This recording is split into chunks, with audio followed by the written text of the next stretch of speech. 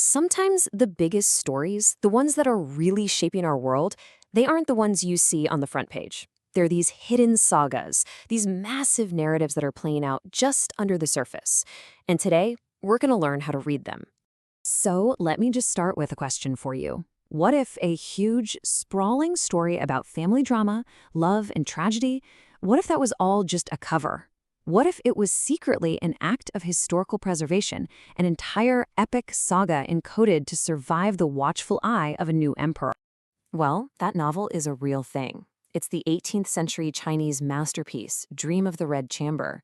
And for hundreds of years, scholars have been pretty sure it's not just fiction. It's actually a meticulously crafted allegory for the collapse of the Ming Dynasty. We're talking a 20-year history of absolute chaos and conquest, all hidden in plain sight. This kind of thing actually has a name, Yinshi, which basically translates to the hidden history.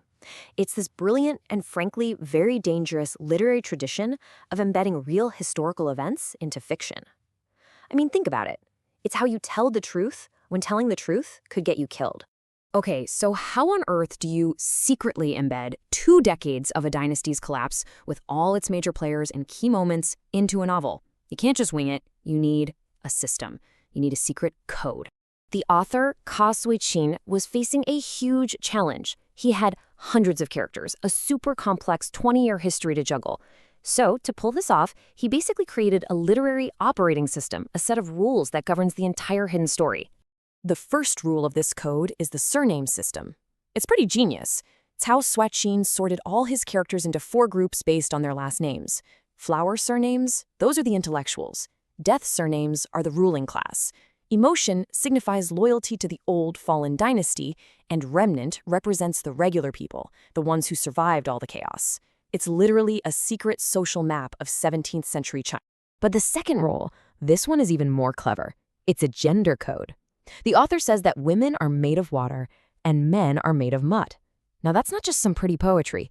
In his code, water means individual and specific. So while the female characters, they represent real, individual, historical people. Mud, on the other hand, is a collective mess. So male characters represent institutions, armies, political factions, whole social movements. This one simple rule is the key to the whole thing. It lets you tell the difference between a single person and a massive power structure. Right, so once you see how this code works, it kind of changes how you read stories, doesn't it? And it makes you wonder, if a novel can be the hidden story of a fallen dynasty, could it also be the saga of an entire continent? Let's zoom out a bit and see where this idea takes us. Just think about Gabriel Garcia Marquez's 100 Years of Solitude. It's a lot like Red Chamber. It follows the epic rise and fall of one family, the Buendias. And by doing that, it tells the story of Latin America itself. All of its myths, its history, its endless cycles of hope and despair. It turns out that great literature often carries the hidden story, the hidden saga of a people. And this brings us to a really important question. If we can accept that great literature can reveal the hidden soul of a nation's history, then we have to ask ourselves, are today's headlines just a bunch of random events? Or are they the raw text of a brand new global saga being written in real time? Let's imagine a chapter from our very near future. Say in 2025, Panama's president claims the U.S. is leaning on him over his country's growing friendship with China. Then, just after New Year's in 2026, things escalate fast. The U.S. launches a military operation in Venezuela, they capture President Maduro, and he suddenly appears in a New York courtroom. See? These aren't just headlines, they're plot points in a brand new saga. So what's the hidden story here? What is this saga telling us? Well, it signals a really bold return of U.S. power in Latin America. It shows the region is turning into a key battleground for this huge great power competition. And it means the smaller nations there are feeling the squeeze, being forced to choose a side between Washington and Beijing. Now, to really understand this new global saga, we can't just get caught up in the 24-hour news cycle. We need a framework, a way to see the long-term strategies that are at play here. We need what you might call a great power lens. And one of the most powerful tools for that is what we can call the Kissinger lens. It's a way of looking at geopolitics that just cuts right through the noise of daily politics. It focuses purely on national interest, long-term strategy, and the cold, hard math of maintaining a global balance of power. And when you use that lens, you can see the fundamental difference in how they operate. The US strategy, it's agile, it's built on this incredible network of alliances, but it's often reactive, shaped by the next crisis or the next election. China, on the other hand, is playing the long game. It's a gradual, state-driven strategy that uses economic power to patiently build influence over decades. You see, China's greatest strength in this whole thing is strategic patience. Its political system allows for a single, consistent vision and decades-long planning for these massive projects, whether it's in tech, infrastructure, or regional influence.